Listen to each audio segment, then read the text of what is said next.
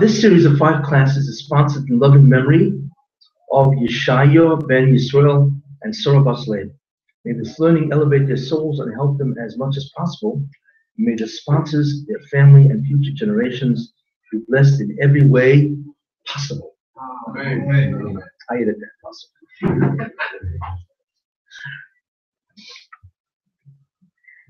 Okay. We are going to take another journey. This is a real journey. It's a topic that most people never deal with. That's for sure. In fact, if you ask the average person, what about it? He doesn't have a clue. Dail Hakima Buramiza. Okay. Hi. What's the most central idea in Judaism? It's interesting. The most central idea in Judaism is God. The last time I checked, God was the most important figure in Judaism. In fact, the last time I checked, God was the most important thing in everything, right? Yes, you know, it's interesting. Did you ever wonder, who am I praying to? Who is this being called God? Fascinating question in terms of that, you know. In other words, the Rabbi Shalom, God, is the centerpiece of the entire real. He's certainly the centerpiece of Judaism, no question about that. But he's a centerpiece in ways that we cannot even begin to grasp. And that's what I want to try to go into today, to clarify what do we understand about the Rabbi Shalom? And does he want it? Maybe he doesn't want it. You know, maybe he wants to be unknown. So therefore, that's what I'd like to do.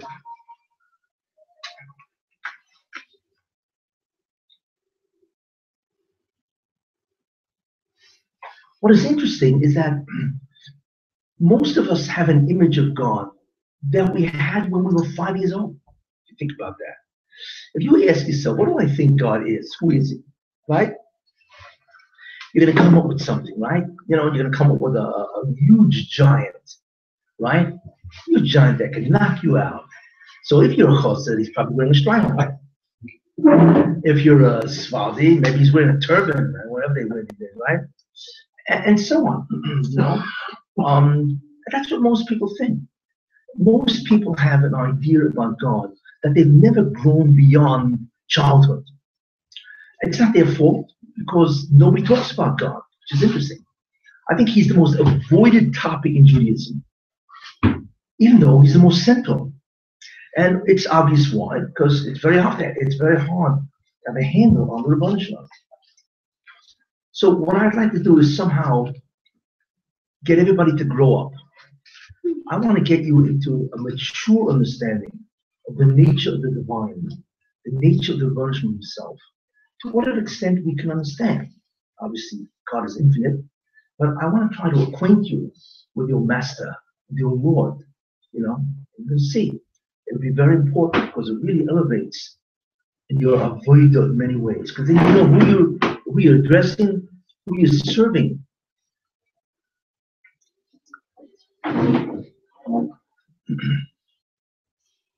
Are we obliged to know who God is? That's the question. Does the person really want us to understand? You know, I thought of something which I want to say. You know, somebody who was once a Rebbe in a class, you know, and the kids were like, you know, 6, 7 years old.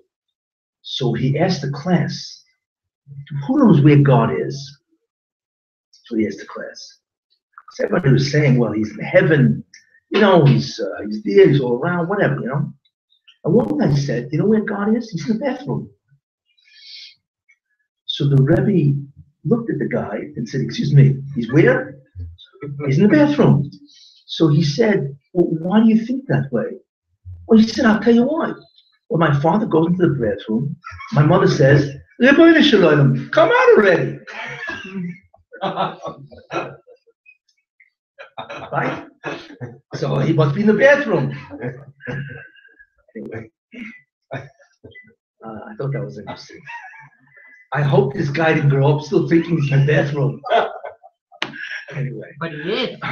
But he is, correct. Yes. Well, he is and he isn't. But anyway. Anyway, so There's another statement which is very interesting. Where is God? So the Kotzker, who always has a tremendous sharp word. So the Kotzker once asked somebody, where is God? So the guy said, he's in heaven, he's this, that. So the Kotzker says, no, God is wherever you want to let him in. That's where he is. It's interesting. It's up to you.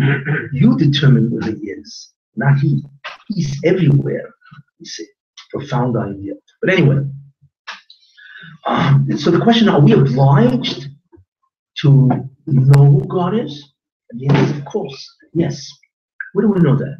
Well, first of all, in the Rambam, is the mitzvah say, Yodas is Hashem.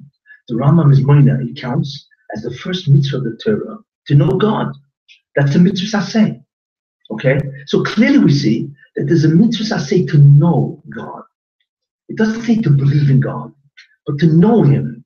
Of course, faith or belief comes with that. But it's not enough to have faith that there is a God. You have to know him, you see. And then the Rambam goes to the Mishnah Torah, goes to all kinds of ideas and, how do you know, and what does knowledge consist of, and so on. But clearly from the Rambam you see that the first mitzvah that he counts is to know God. That's the first idea. Second idea, the Ramchal says that it's a mitzvah say. Where does it say this?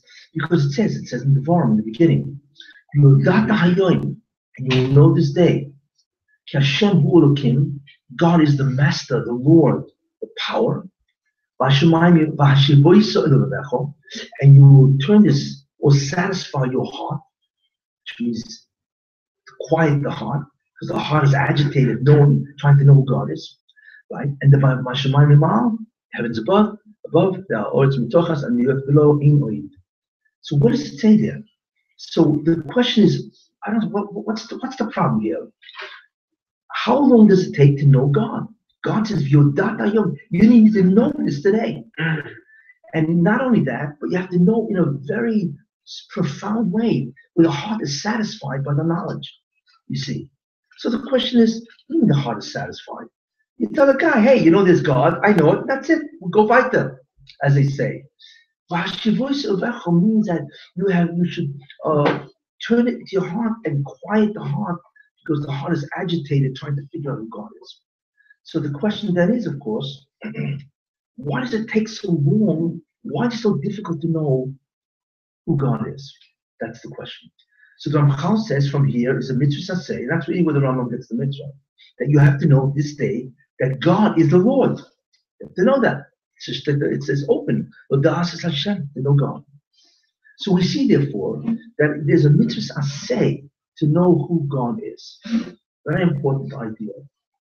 The question is, what do you mean know who God is? How can I possibly begin to understand a being that is so far removed from our experience? How? Well, for every problem,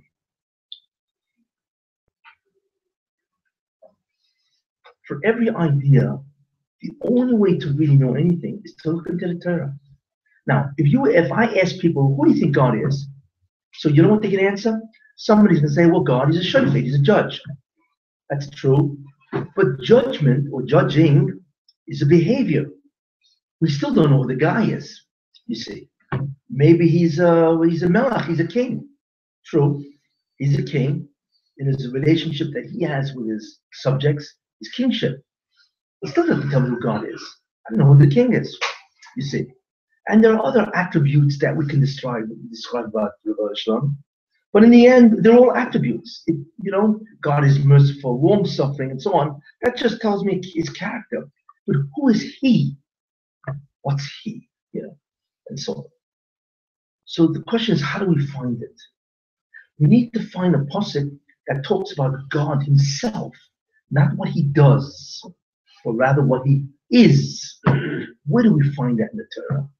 What he is, right? And hopefully, when we find out what he is, right, then we'll have a chance to understand who he is. So what do? We look in the Torah, and we locate a pasuk that actually says not what God does, how he behaves, what some of his attributes are, but who is he? There is a pasuk. What's the pasuk? Everybody knows it. Shema Yisrael, Shem Elokeinu, Shem Echad. God is one. Wow, that wasn't so hard to figure out, right? But the fact that he's one is something about he and his essence, so to speak. Being one doesn't do anything. It's not a behavior. It's some aspect of your being, you see. So therefore, the fact that you have Shema Yisrael, Shem Elokeinu, Shem Echad, here Israel, the Lord our God, the Lord is one, that's a pasuk that says something about who he is. So the thing then is, okay, that's the case. Maybe we can start there. From that point on, we can use that idea and begin to develop an entire thesis, understanding of who the Moshe is. So you're going to say, wait a minute. I mean, how long does it take to figure out, to know that he's one? If I tell you he's one, he's one. What's the implication of that? He's not two. That's all it means. That there's only one God, right? And there's no two gods. You know what I'm saying? It's an interesting idea. So the question is, what's because when the Bereshit says there's nobody in heaven and there's nobody in earth, what is he really saying? There's nobody else. It's just me. Like he says, Ani Rishon, the Ani Achron. I'm the first and I'm the last, right? And I'm going to outlast you all guys. Or there's no God besides me. So God is clearly telling me that what? That there's one God, right? And there's no two gods. So now what's the problem? That was pretty easy to absorb. So then the question is, so wherein comes the profundity in this? You know, when it says because that pasuk, the hashivois elovecho, and you will turn in your heart, means you'll quiet your heart where it's not agitated. Why? Because it's agitated, because it's a very profound topic. What we see so far is that the topic is rather simple. He's one, he's not two. Yet the pasuk clearly tells us that it's profoundly difficult to understand who the Bereshit is. That's what you see from the pasuk. So the question is, we know that God is one, he is one, right? And we know that's what the pasuk says, and that's a fundamental tenet of the faith. You know, like I say, that doesn't seem to be so difficult. Wherein lies the difficulty? Where does it lie? That's the question. Well, believe it or not, it lies in this one word called one. Believe it or not. Yeah. To understand one is very difficult. So, what I want to do is to show you what one really means. Okay? Now, for that purpose, what we're going to do is get into an elevator. And we're going to go in the subfloors, which means depth. We're going to go down, right? So we get in the elevator, and we press subfloor 1, called the basement, or basement 1. Okay, we go down to the floor, basement 1. The doors open, and in each level, there's going to be a tremendous understanding of the Bereshit. As we go deeper, let's see how many basement levels we can go down. Okay, so the doors open, there's basement 1. Doors open, wow, it's incredible. What's incredible? The concept that he's one. Why? You know, for instance, there's a stamp, it's the rarest stamp in the world. I think it just recently went for $1 million before. It's a British Guiana stamp that there's only one left in the whole existence, you know? So if I tell you, you know, that stamp is only one, you would say yes. But I would say to you, well, it's possible to be two. It's possible. It just happens to be one. Correct? You would say yes. That's called relative oneness. You see. There's another kind of oneness. Let me ask you a question. It's a very interesting question. And I think it would startle many people. We believe that God is one. There is no other God. Period. Right? But let me ask you something. When we say he's one, is it because he just happens to be one? And boy, is he lucky, because he has no competition and no rivals. It just so happens that he's the only one, you know, so to speak. You see? Is that what it means? Or there's something about God that makes it impossible for for it to be more than one. You see the difference? He can be one, great, and he's lucky because there's no rivals. Or maybe oneness means he's one, but absolutely one. There cannot be another God. Forget about why, because pashtus there could be. That's called absolute oneness. I once was in France, in Versailles. It's an incredible place. You go to Versailles, if you ever go to France, it's right outside Paris. If you want to see what a melech was, you should go to Versailles. That's where you really see what Malchus is. Forget about presidents and all this nonsense.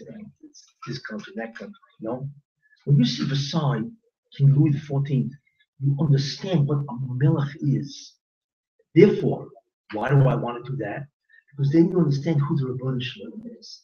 It's always like that. When you see the Teva, then you can only compare to who he must be in comparison to what we have. And there was a desk there. It was a magnificent desk.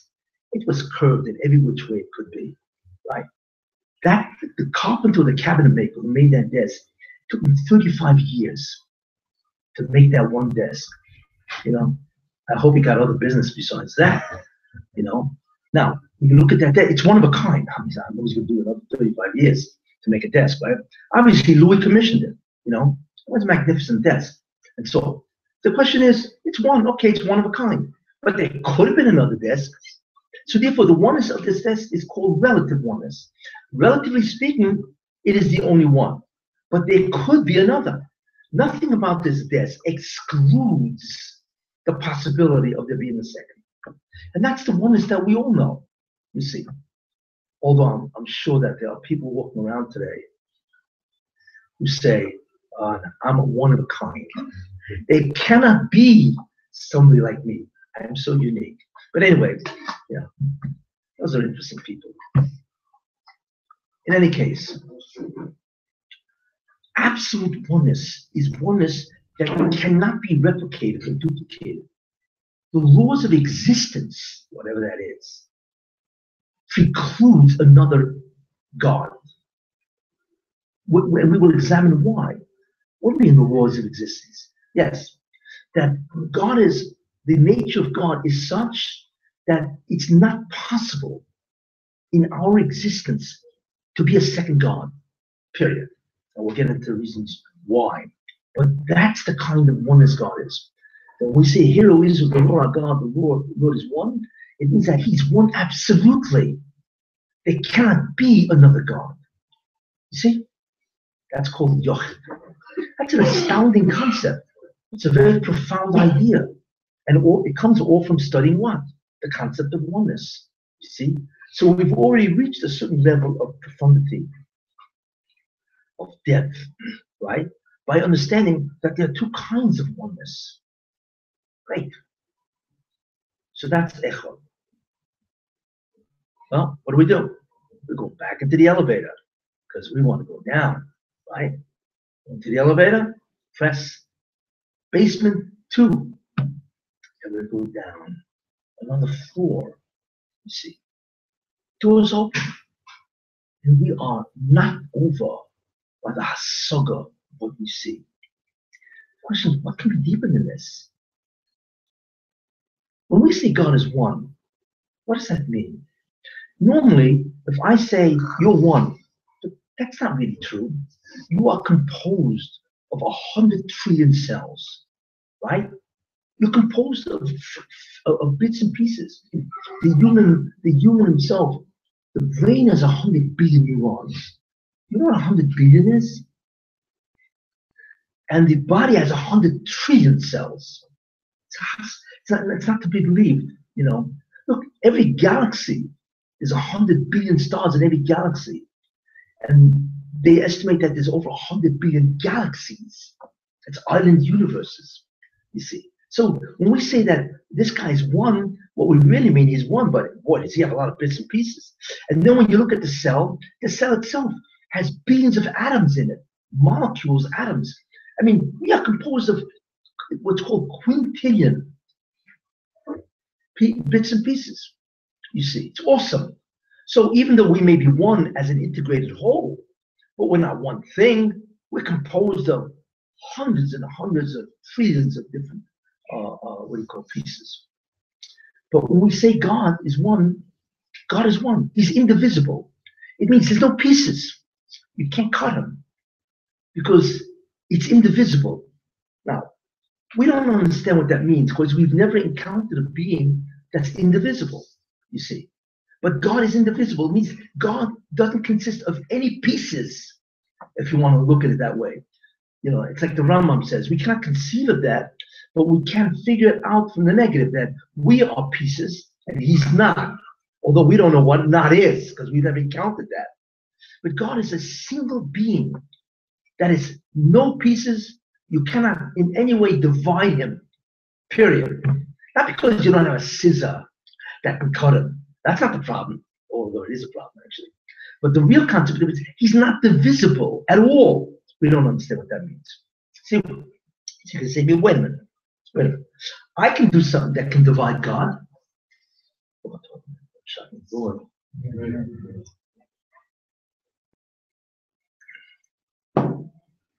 There's God, right? There's God and his attributes. Let's assume, right? He's merciful. He's he's long suffering, right? He's good. So why can I say God has attributes? So there's him and there's attributes. There you are. There's two things right there. There are two concepts right there. So the answer to that, and the Rambam says this, is no. God is identical to the attribute itself.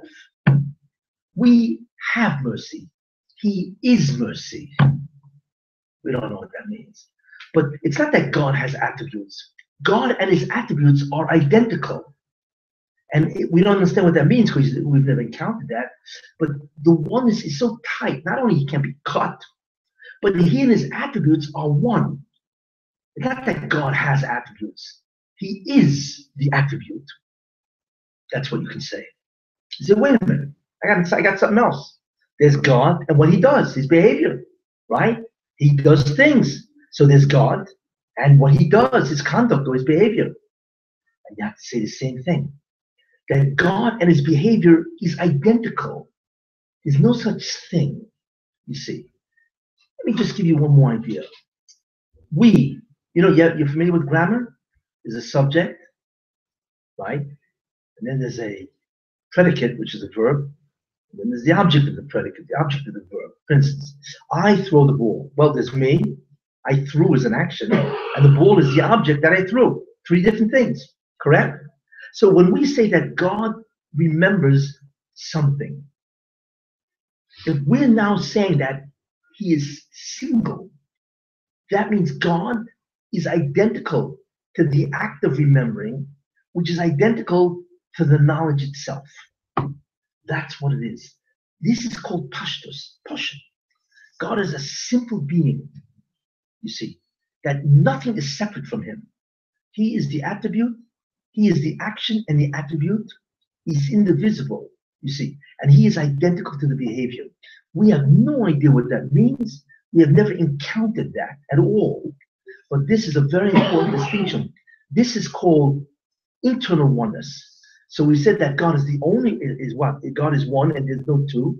So God externally is one. Now we said that God is internally one, which means that there's no parts. Whatever he is identical to what he does, is identical to the attributes, is identical to the action itself. It's all one thing called God, no parts. We don't really understand what that means, except we can figure it out in retrospect based on the mashal. We have the parts and he doesn't. The Rambam says, we can never really do not understand this because we have never encountered a being that is this. So therefore, that's the second oneness. So the first oneness is that he's one. He's one God. There is no two. Absolutely. The second oneness is that he and whatever he does, is, attributes, and so on, is him. It's not another thing. God is knowing. God doesn't have knowledge. He is the knowledge that he knows. However that works. But that's a oneness that we've never seen before. That's a oneness in the being himself. Not only is there no other God, But even in himself, there's a oneness, you see. No multiplicity or plurality. Okay? Very, very important. The second concept of oneness, it's called pashtus. It's pashut. It's a simple being. Not to be confused with a simple being. Simple simply means that it's all one concept. Fine. So you can look at me and say, oh no, I got something. You know what that is? I will show you that God is at least two things. Interesting? At least two. Okay, I'll admit there's no 3, 4, 5, and 6. Fine. But I will show you that I can show you that there are at least two different concepts in God. Or that God has an attribute, right? Which means that it's He and this attribute, and the attribute is clearly distinct from Him. What is that? Who? No. No.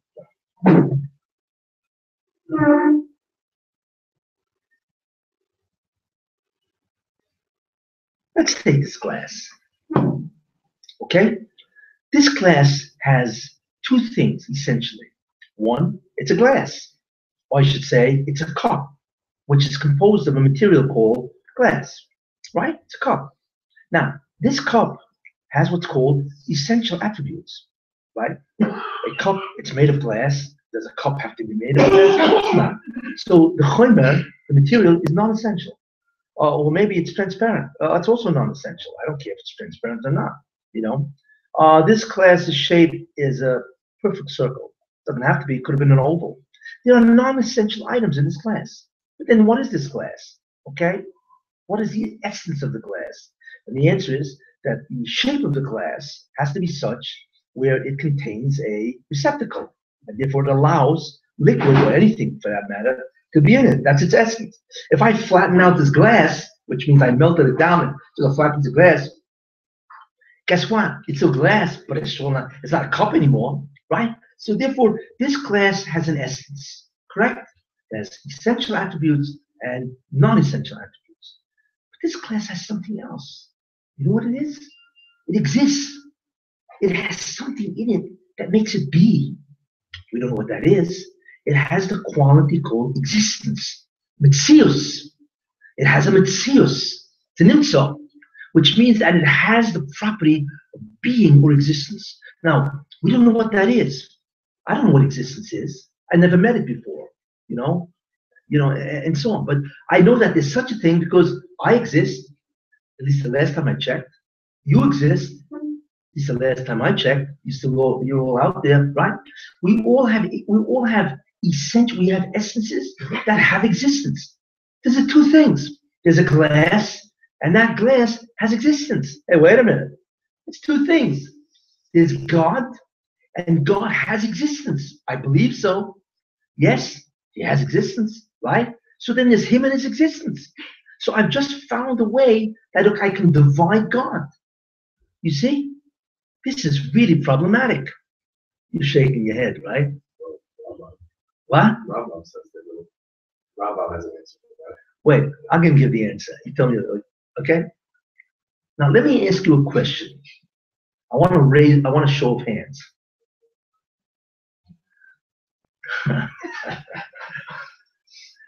Okay, what was the question I wanted to ask? Since you already raised your hand, it must be Ruach HaKodesh, so.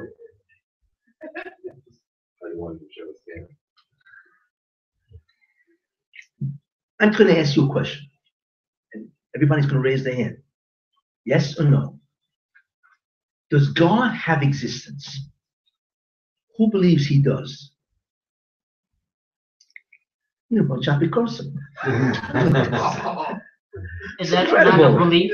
What? Is that not a belief? Exactly. So where's the hand? Can you phrase that a little differently? Wait, no. But what if you ever see a lawyer in court? Answer the question. I am the Wait, no, I'm not talking about you. I'm talking about, don't ask me how to answer the question. You ever see lawyers do that in court? Okay. Answer the question. Does God have existence or not? Who believes that He has existence? Not up to everybody. I'm going to show hands. No, wait a minute. Who believes? Come on. He is existence. That's what I was brought up to believe. I sure hope so. Well, wait a minute. You know, but if you're not, Wait. That's okay. Okay. The answer is you're all wrong. You're wrong. He doesn't have existence. He is existence. We gotta understand what this means. You know, we have existence, which means that we have been given this property or attribute called being or existence. I have no idea what it is, right? But we have it. Therefore, it could be taken away from us, couldn't it? Because if you got something, it can be removed. The person doesn't have it. He is it. Remember when I said Pashut is? He is identical with his actions, his attributes, his conduct, everything. Then God is identical with his own existence. It's not something which is added. It's him. Now, we have to understand what that means. What does it mean that a being is existence? Yeah, we say it nice in words. We got to understand what this means. You know what I'm saying? What does that mean, he is existence? What it means is that God has the property in and of himself to be. He doesn't take it from anywhere else, and it's not even added to him. He is being in and of itself. Now, what does that mean? That means if you walk over to this glass, yes, and let's assume I had the ability to suck out its existence, yes, and then the glass would cease immediately to be. But I'm holding existence in my hand, whatever that is, right? Who would I be holding? God. God is the existence of everything. Therefore, he makes everything be, you see. In other words,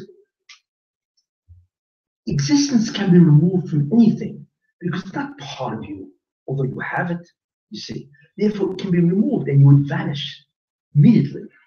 But the Moshe's essence is being. That is what he is, you see. And therefore, that concept is Pashut. It's the greatest Pashtus of all, where a being is, period. There's nothing more to say. God's essence is being itself. Now, we don't know what that means because we've never met existence coming down the street. We never shook its hand. You know, hi. You know what I'm saying? We know what that is. There's nothing in existence that is existence per se. Everything, how do we know there's such a thing as existence? How do we know that? Because we look at ourselves and we know that we have existence, so we know that there's a thing called existence, but we don't know what it is in us, you see? So what the Moshe is pure existence. So therefore, if you met pure existence coming down the street, that would be God. We have no idea what that is, because like I say, existence, as far as we're concerned, is never separated from a thing. Never. The only way we know that there's such a thing as existence, because all things have it. We cannot separate it. You can destroy something, but you never destroy its existence, because then its pieces exist. You know? It's a fundamental law of physics. The law of conservation of matter and energy. That matter can neither be destroyed, you know what I'm saying? It cannot be destroyed, it can only be changed. Why? Because once it exists, the existence cannot be removed, it can be transformed into pieces. But the pieces will exist, you see.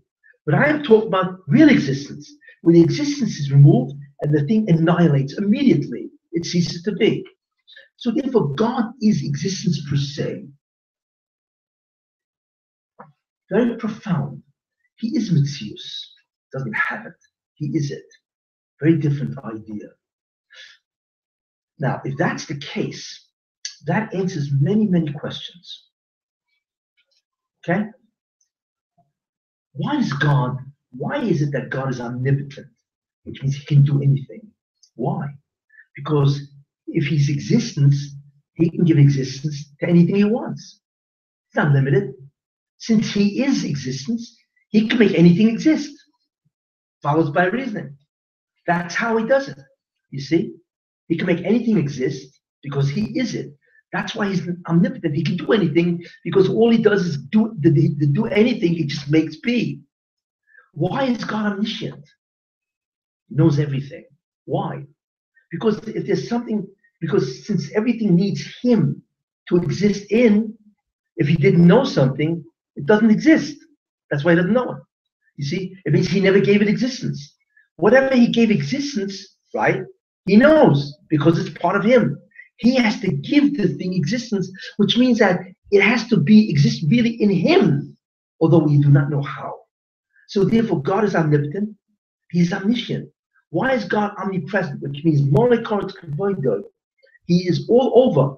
Because in order for there to be a place, he has to give the place existence. If there was a place that he didn't exist in, there wouldn't be a place because it had no existence. You see? It's interesting. Well, once you understand that God is existence, there are three attributes. Omnipotence, kol yachol, omniscience, he's yodea hakol, right? And omnipresent is monokol oretz kavoidoi. Immediately get answered. But there's much more that get answers. You see. How does God create?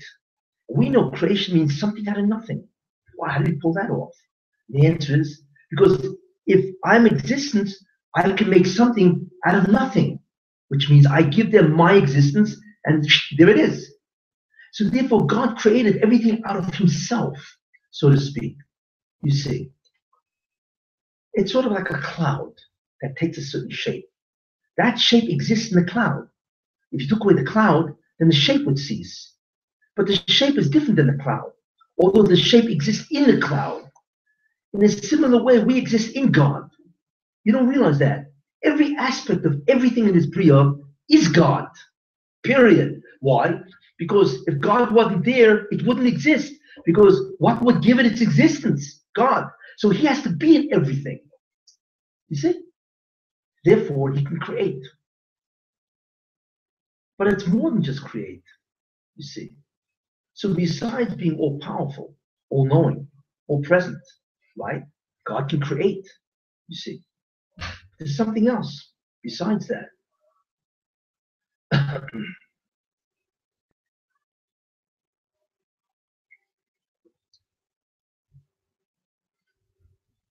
A person can commit suicide. We know. Can God commit suicide? Can he do that? It's an interesting question. You know, I would imagine God takes a look at this world as, I can't believe what's going on. I got to get out of here, right? And therefore, I decide to terminate my life, right? Can God do that? No. It's what's called muchor chametzius. God must be. He cannot cease to exist. Why? Because if you have existence, it can be taken away and you vanish. But if God is existence, where's he going to go? He can't. He is it. He is being in and of itself. So he can't commit suicide. It can't be taken out of him. He is it. So where's he going to go? That's why he's muchor chametzius. He must be. The existence of God is necessary. It's called necessary existence. You see?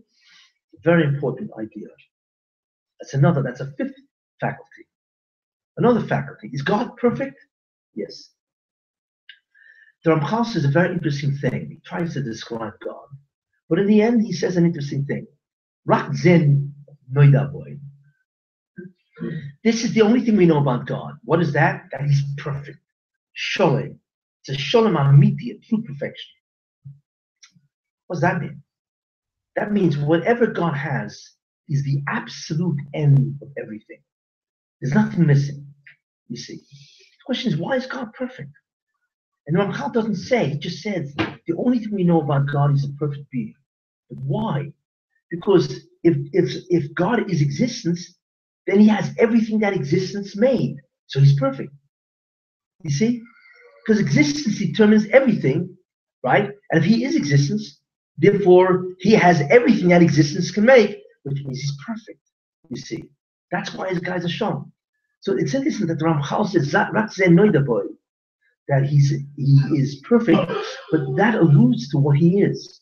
If God is perfect, it must mean that he doesn't have perfection. He is perfection. But the only type of being that is perfection is a being that is existence itself, because it has everything that can exist about whatever attribute he has. You see? And it answers that question also. It's very interesting about this. It's incredible. Once we understand that he is existence, you see. Now, where do we see this? How do we see this? You see, and the answer is, think about that. What is the name of God? Yud K Vav K, right?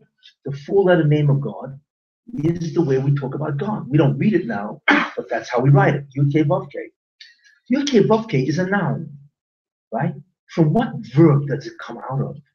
The verb lihiyos, to be. Why would a being name come out of the verb to be? Because that's what he is. He's being. That's his name. Interesting.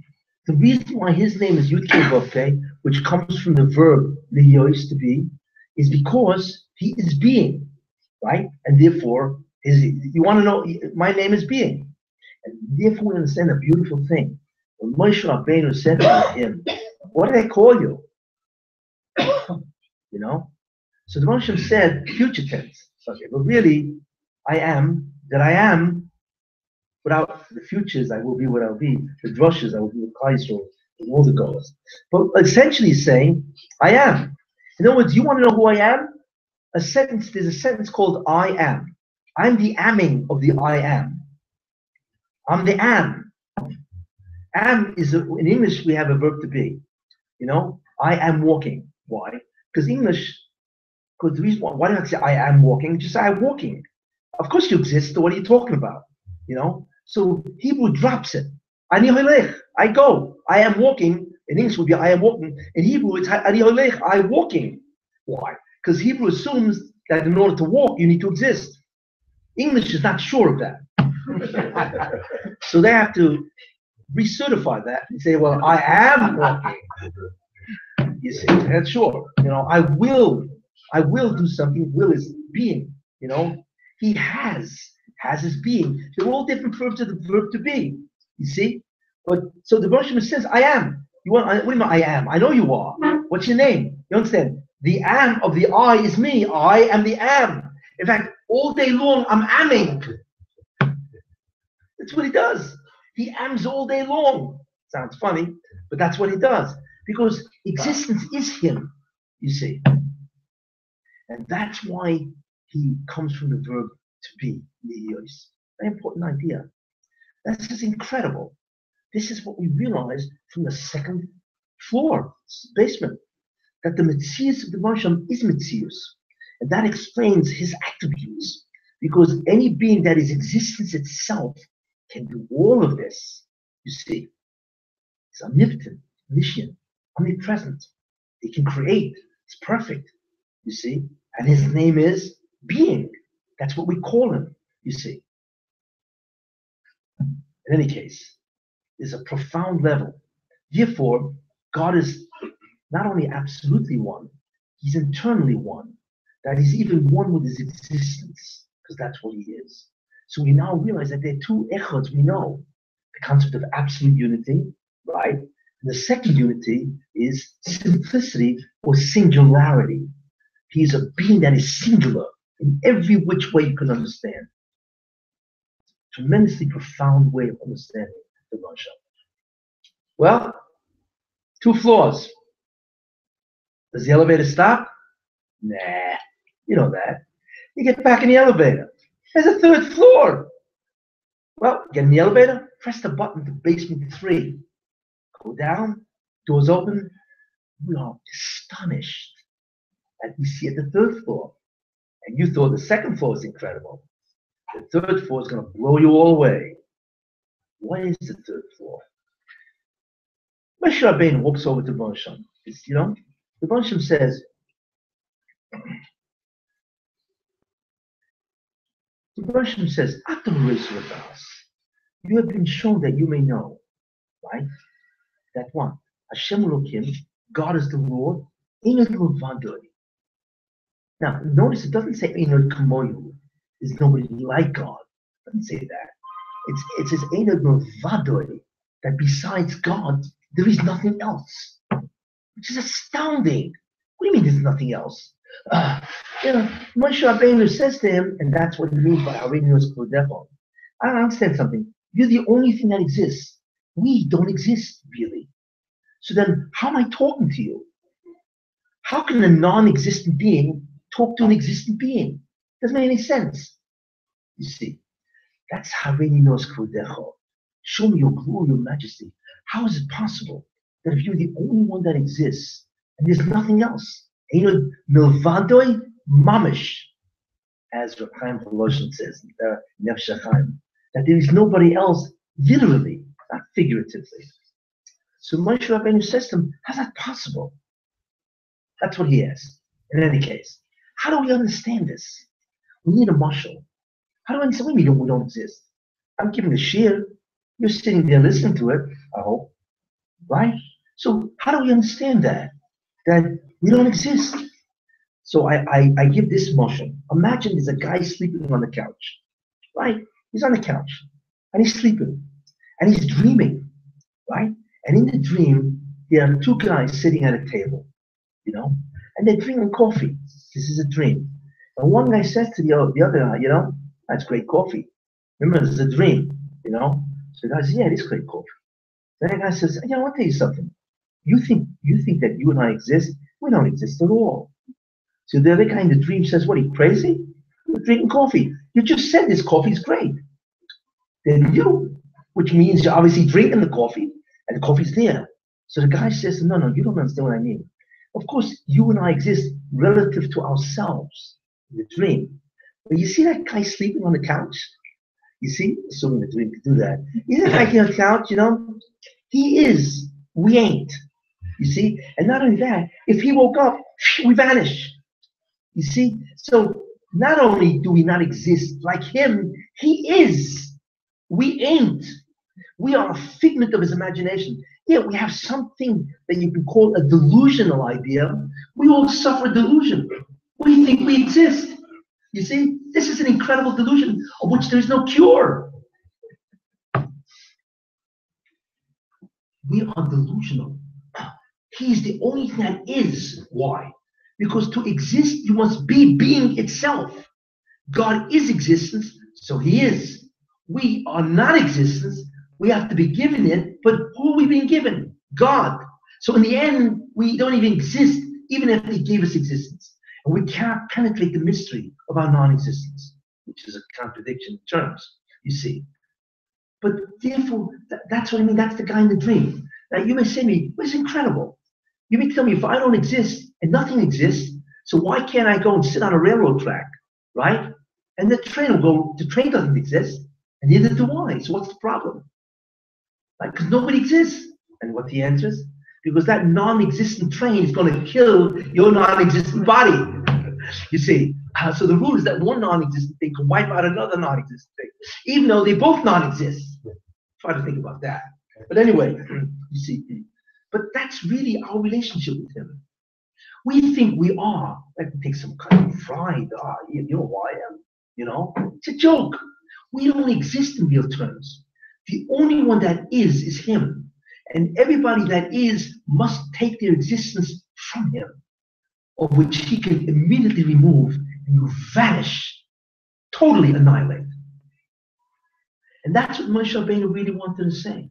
He said, wait a minute. First he said, Hareini is torochecho. Moshe Rabbeinu was incredible. He knew the two greatest questions to ever ask in the universe. What are the two greatest questions of all? One, since God does everything, so then I'll ask you, what are your ways? Because if I know your ways, then I know what everything is. Because your ways are nothing more than what? Than the creation itself. Those are your ways. So when he says, Hareini torochecho, show me your ways, what he was really saying is that I want to understand why everything is. What's its logic, its rationale? Everything. What a question, The second he asked, he got bolder because he saw that what's a chen be'enov, and so on. So then he said the greatest question of all known to man: who are you? What do you mean, who am I? Did he really want to know who God is? What does that mean? The Moshe Rabbeinu was much more intelligent than that. It's not that who are you? So some guys say, who are you? Well, you know what I do? I'm a guy, I'm a man, and I have a job, and so on. No. What he's asking is, how can you and I be? I don't exist in your terms at all. In fact, I exist because you from microsecond to microsecond will my being. And even if you will it, I don't exist. That's the caveat. It's not that we exist after he wills us. Even after he wills us, we don't exist. That's what Ein Milvadoi. Milvadoi, besides him, Ein Oid. And this is during Matan Torah, when there's a whole Jewish people, there's an entire globe.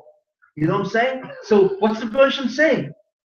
So the greatest of all mysteries is, how can a being that doesn't exist talk to a being that exists? Even after he was created. Because the creation is really non-existent, really, in real terms. Unknown. In fact, we can never penetrate that mystery. Because if you can penetrate the mystery of why you are non-existent, then how can you possibly exist to comprehend him? It's a steer minei obey. You can't comprehend his existence, because as soon as you comprehend your non-existence, you non-exist. Like talking to yourself. Sort of. You see? So therefore, we now understand why the Torah begins with a base. Because there will always be two things that exist, so to speak. One is God, and the other is the imagined or illusionary self. The self can never penetrate how it doesn't exist. God has concealed the nature of his ability to create everything and to give existence. So we all walk around with a delusion that we think we are. And that's the biggest joke. And where do we see this? Because Moshe Rabbeinu said, "V'nachnu mo." What are we? You see, Avraham Avinu said, "Ani anoich ofer ve'efer." I am dust and ashes. Well, dust and ashes is something. It's pretty low. People step on it, but it's still something. David HaMelech said, "Ani rimo v'toleah. Ani toleh v'lo yish." I'm a worm. Okay, fine. But even a worm is something. Moshe Rabbeinu didn't say that. Because Moshe Rabbeinu had the greatest hasog of God. He knew that he doesn't exist. And that's what he says. V'nachnu mo. What are we? Zero. You see. That's the greatest form of hasogo. In fact, that's the greatest form of humility. Humility is nothing more, and I'll tell you what Anivus really is. Anivus is the personification of the hasogo of Ein Milvadoi. It's when a person is masik or understands Ein Milvadoi, believes it, right? And he personifies it and says, I am zero. Or rather, I am zero, but what I am is what God gave me. Period. There's nothing that I have that's me. It's all him giving it to me. That's why, let's assume you're an Eloi Gomor. You're nobody. Zero. Why? Because your ability to be a brilliant guy, a genius, is equipment that God gave you. The Vilna Goyen. He's a zero. I don't want to be ostracized for that, but he's really a zero. So he's Moshe Rabbeinu. We're all zeros. Everything we have is him giving us equipment. So, when it came, God doles out the gifts, right? Okay, you get 120 IQ. Yeah. Okay, you stand in line. Okay, you get a 30 IQ. Whatever it is, right? And so on. The joke they say, when some guy lined up and finally God said, okay, I ran out of intelligence, so I'll give you a 20. You know what I'm saying? The concept is that whatever we are is his gift, is our equipment that he wants us to have, and that's the test that we have to use. But really, we are zero. It's like you're looking at a blackboard, or a marker board in today's terms, right? Or a computer board, even better, and there's nothing on it. That's you. And God will write in your profile, your resume, right? It's all him. He decides what your resume is. You don't, because you're the blank wall, you see. I know it's hard to understand. Maybe emotionally it's hard to accept. But here's the paradox. The greater your understanding that you are zero, and that whatever you are is what he gave you, and he wants you to have it, right? The greater is your hasaga of who you are. It's amazing. It's a paradox. The more you believe you're nothing, the more you will experience him, and since he is everything, you will also be everything. It's a paradox. You see, everybody thinks, "Fakir, well, I gotta promote myself. If not, you're gonna step all over me." No, you're wrong. The greatest way to promote self is to negate self, is to nullify self. That's the paradox. Paradox is a contradiction in Judaism. You see, that's why Anivus is the end of the Ramchal's Mesilas Yesharim. Why? Why is that? That's not an avodah, that's a midah. Everything else is an avodah. Zrizus, tahara, kedusha, right? And if it isn't an avodah, it's a midah. Because the midah is the end of the line of all the avodah. To know that you are zero. And if you have reached that concept, you have made it. You see. What I'm trying to do is get you to understand what that is. So we understand something very profound. We understand that the greatest echad is one. God is the externally one, nobody else, no other God. He's internally one, right? He is a single, indivisible entity that is being in itself, and he's the only one. There you are. Echad, yochid, umiyuchad. Kael, echad, yochid, umiyuchad. That's what he is. But you see now that oneness is not simple. It takes a tremendous thinking to come to these conclusions, and it's all one. You see. So when you say Shema Yisrael Hashem Elokeinu Hashem Echad, that's what you think about. He is one absolutely, internally, and he's the only one. Not interesting? Beautiful. Now we go back in the elevator. Well, which way are we going to go? We're going to up. Is there another floor below this? Sure. Who? How many? There's another floor. See, you look and say, I can't believe this. Like, he's the only one. There's nothing else. How could there be another floor below this? There is. And this floor is as far as I'm concerned, the deepest you could understand about the Rosh. Most people don't know this floor because one absolute, internally one, even in a Mavada, most people don't know. Fine. But the fourth floor, is something which is beyond. And I will tell you what the fourth floor is. The doors open. And we almost faint. Why? Here's what's on the fourth floor. Let me ask something. What did God create? What does that mean? God created the Bria. So the question is, what did he create? And is there something that he didn't create? Did anything coexist with him and therefore it didn't need to be created? It's a good question. You see, what did he create? Let's take a look. Obviously, if he didn't have to create something, then everything that thing coexisted with him. So it didn't need to be created. Is there such a thing? So let's understand what he created. Okay. The first thing he created was what? Was substance, things, right? Microphone, table, everything, stars, planets, galaxies, viruses, bacteria, molecules, atoms, everything is created. Before God created, it didn't exist. So that's one thing he created. But you know what he also created? Not just things. He also created ideas, for instance, justice. Did you ever see a guy walking down the street and he is justice? No. He may act just, but he's not justice. Justice is an abstract idea, you see. But God created abstract ideas. Because if he didn't create them, they wouldn't exist either. You see, he created love, war, peace, justice. These are all ideas. They're concepts which are abstract.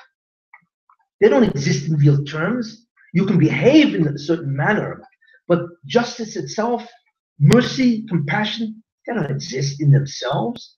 You see? So God created ideas. Amazing. What else did God create? You see? He also created the laws of existence. Existence, by the way, is not just existence. It has three laws, for instance. This table. Can this table exist and not exist at the same instant in time? No. It either is or it ain't. There's no between. You see? Why? Because that is a rule that God made of existence. That's something either is or it's not. You cannot have both at the same time. Who made the rule? God did. But you don't realize something. God had to create that. You see, he had to create the nature of existence. That something can be, something can only be or not be. It cannot be and not be at the same instant in time. That's one rule. Second rule, between existence and non-existence, there's no middle. There's no middle. You know? Sometimes a guy says, I don't know if I'm coming or going. Right? So he approaches that middle.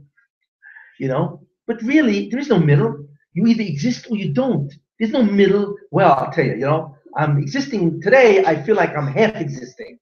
There's no such thing, right? So that's a rule of existence, you see. God made those rules, you see. So God made things, objects.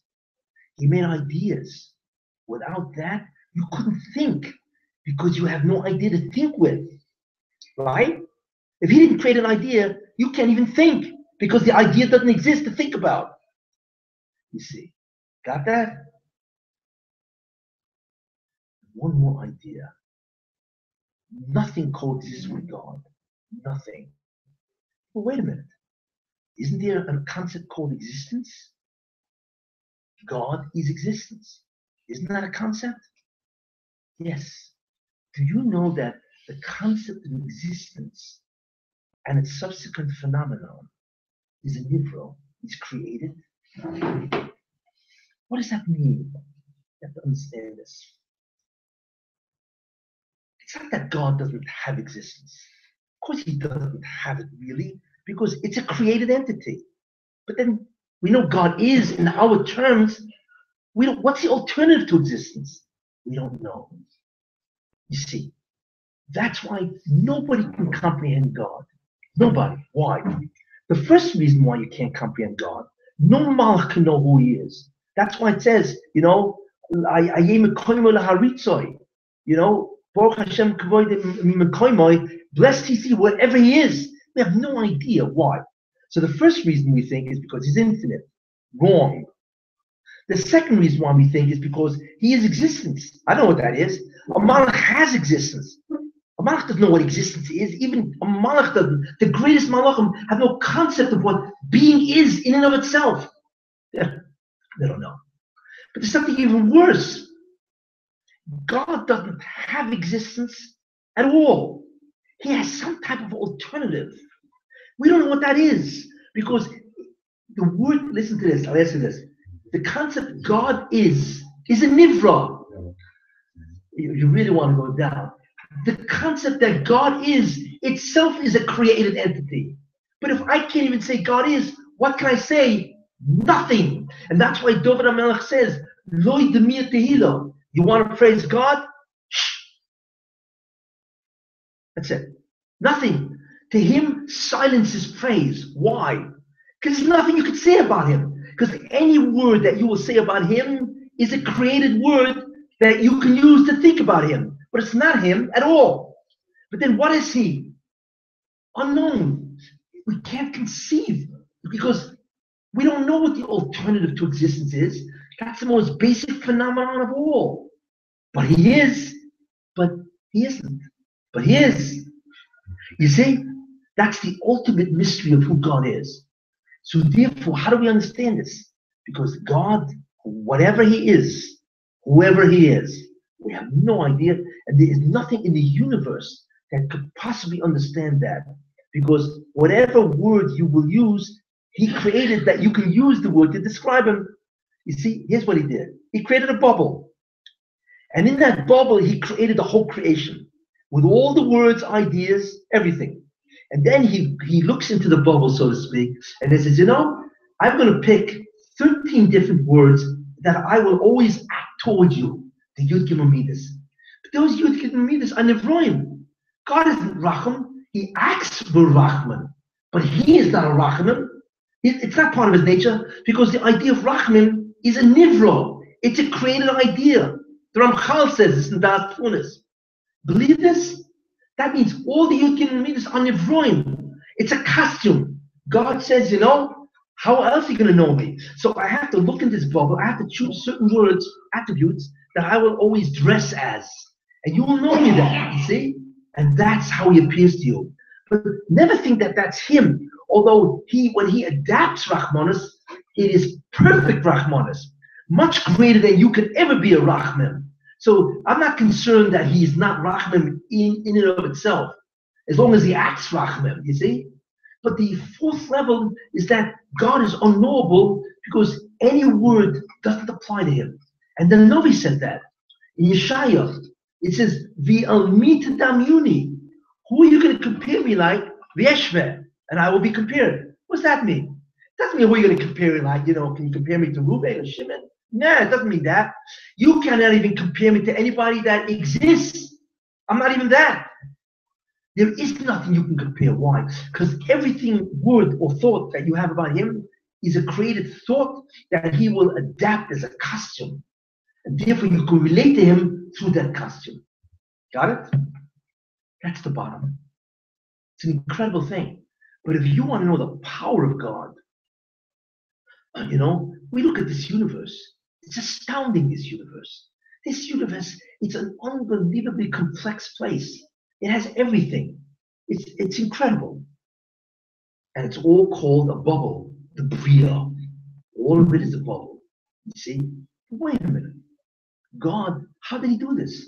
An artist has to have a conception of things before he draws. Nobody can draw out of nowhere.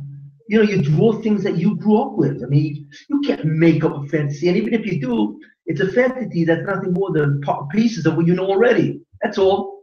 God brought out of nothing something which he himself, so to speak, never experienced.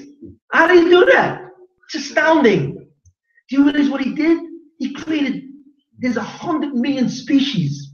Each one is incredible. How did he do that? Where did he get the experience from? Did he apprentice himself to somebody else?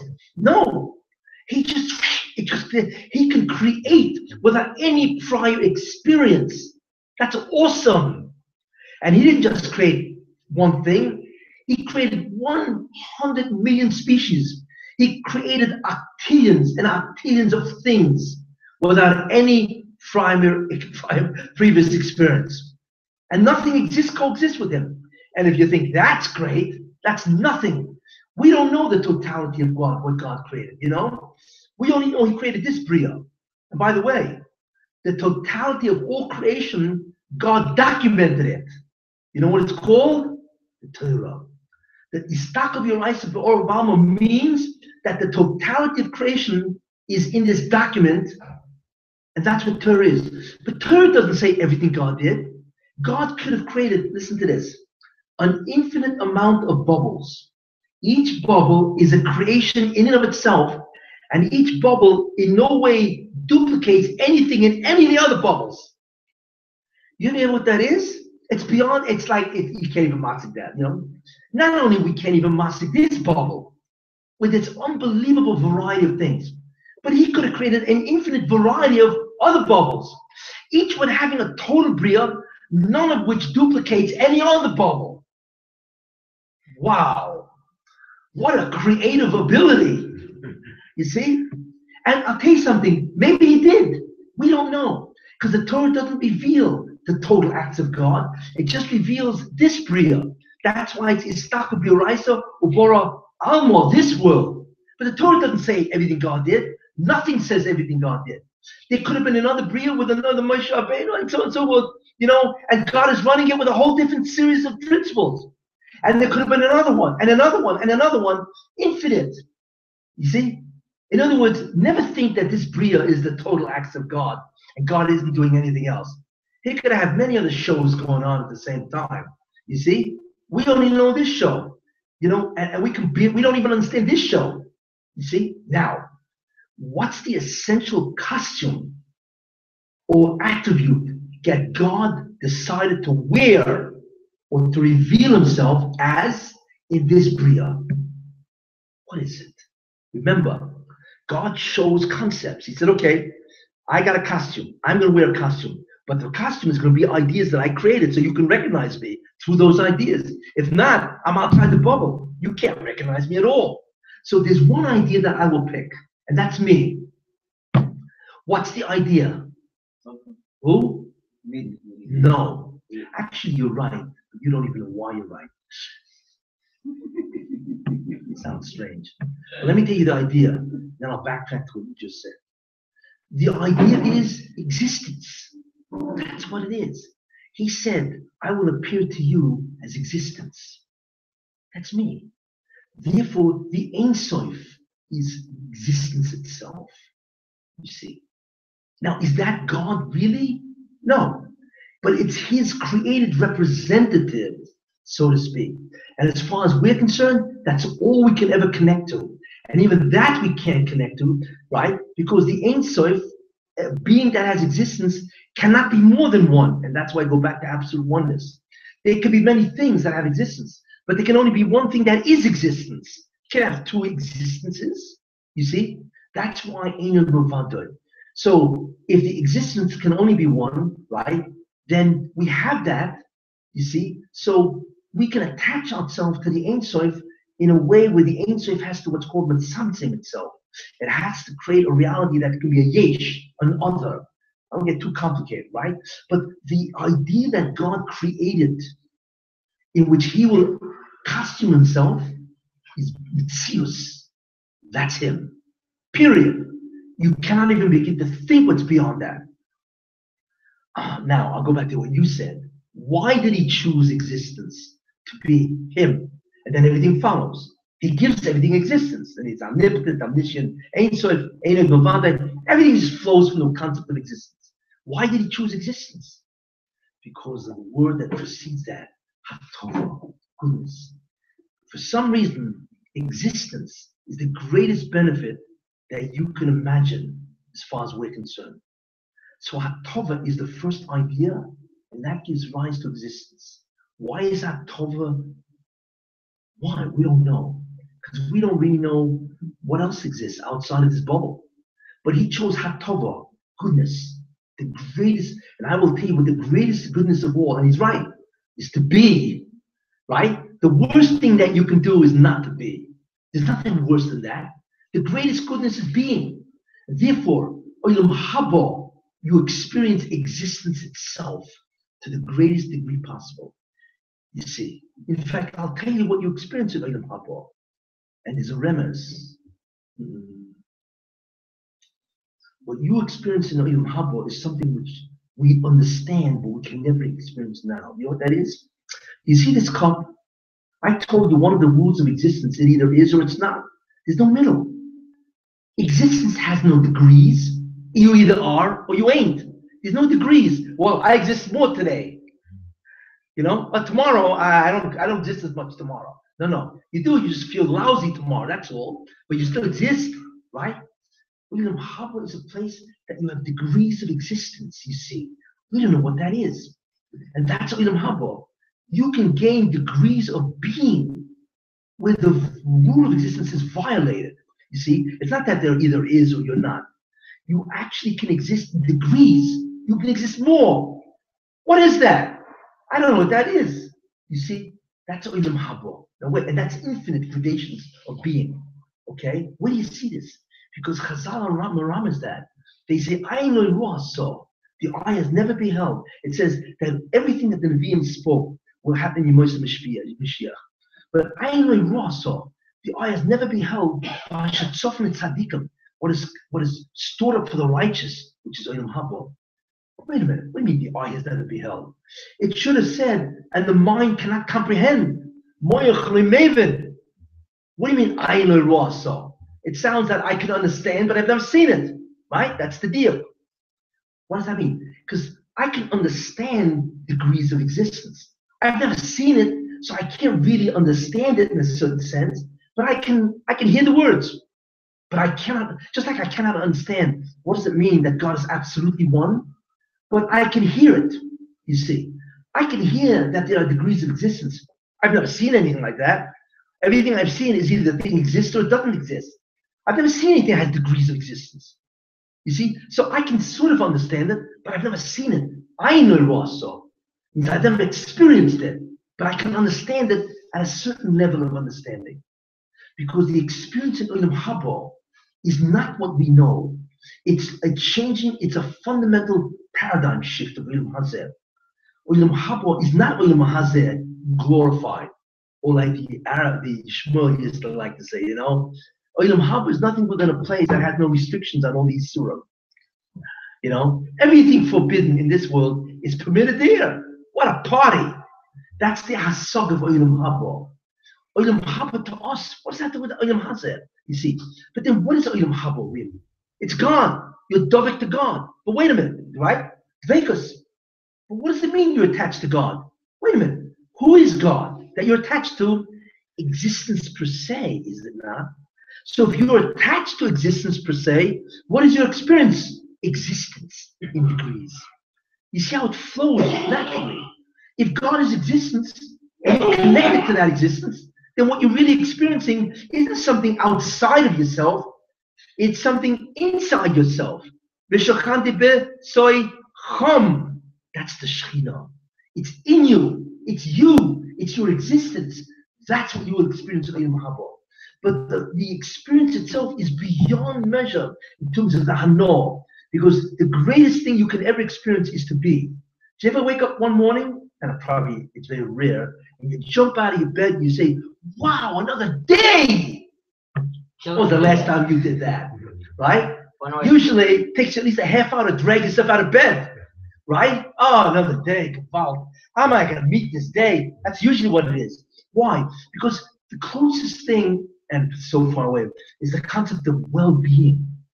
It's well-being, where the being feels well. Wow, incredible. It's like your being is alive. You see, not because of anything that's happening, because you just feel fabulous.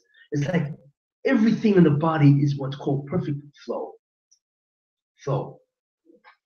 Of course, that's not feeling existence, but that gives you a feeling of what it means to have well-being. You see, it's incredible.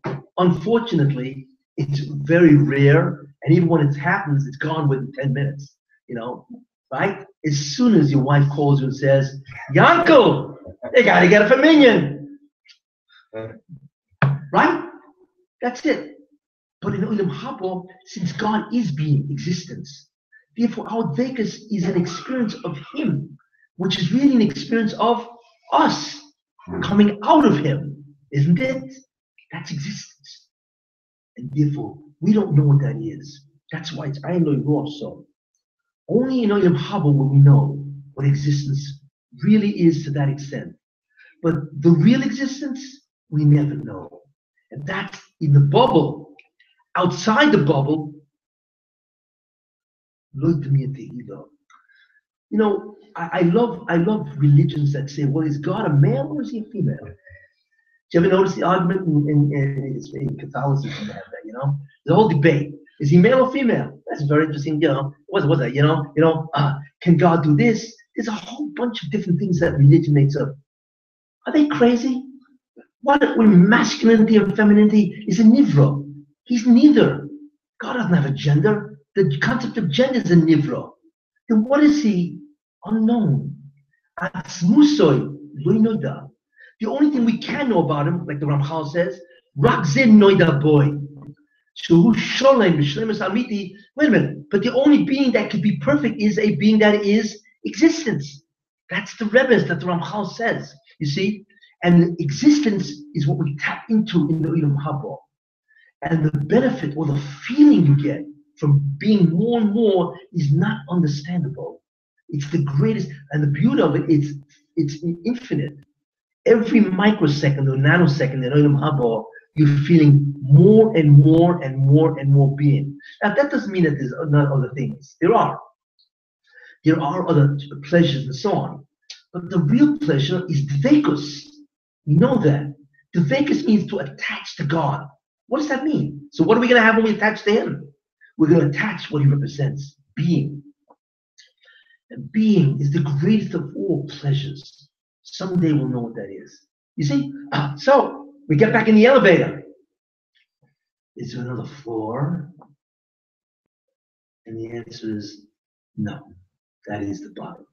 Because we've reduced ourselves ultimately. We don't know anything beyond the bubble. There could be an infinite variety of bubbles, you see, and we'll never know them. We only know what God revealed in the Torah. And the Torah is a total description of this Ria, which includes Olam Hazeh and Olam Haba. And includes Ein Sof. Ein Sof is part of the Ria, that's all. It's all the Nivra. Who He is, you see, that's it, you know. So when you pray to God, who are you praying to? Right? Who are you praying to? You're really praying to what? You're praying to Ein Sof, but really you're praying to whoever you are, like the Malachim say, you know? You know, where is this place to praise Him? You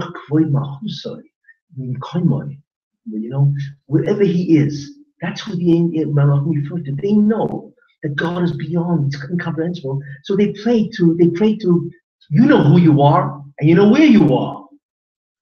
I'm talking to you. That's it. You don't need to know more than that. You see? And believe me, God hears you. Not because he hears. That's not to hear anything. Because hearing is an ivra. But God adapts anthropomorphism. God knows, he listens, he has memory. You ever see the anthropomorphism? God adapts. So he looks like a human, but he's not.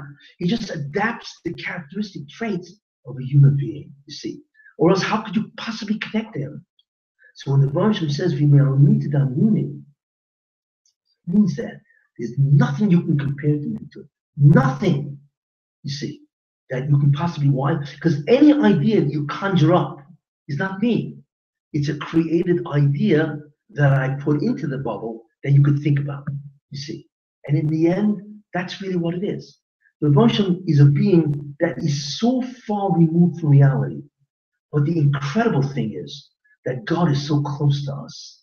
Do not think, well, he's beyond the bubble. How could he possibly even look at me? Yeah, I am more insignificant than a grain of sand on the beaches of the world. You see, it's not true. Because God decided, it's up to him, that you are Choshev. Believe it or not. I mean, we're still trying to figure it out. Why? And that's what the Malachim says. Who is man that even think about this guy? You see, the Malachim, because on the scale of being, they are incredible. You know, Michael, Gabriel, I mean, forget about who they are, right? So they look at the bunch and say, excuse me, you know, what is this garbage down there, so to speak? And the Moshe says, excuse me, that's Moshe Rabbeinu. He come up to Shemayim and he's facing the Malachim. He's trembling. So God says to him, hold on to my throne, which is my manifestation, you see. He holds on and he's okay.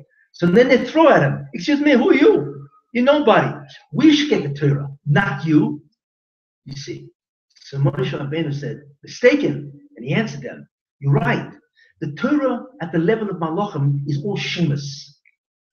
Because the Torah is really the totality of all the acts of God, which is all the combination of all the spheres.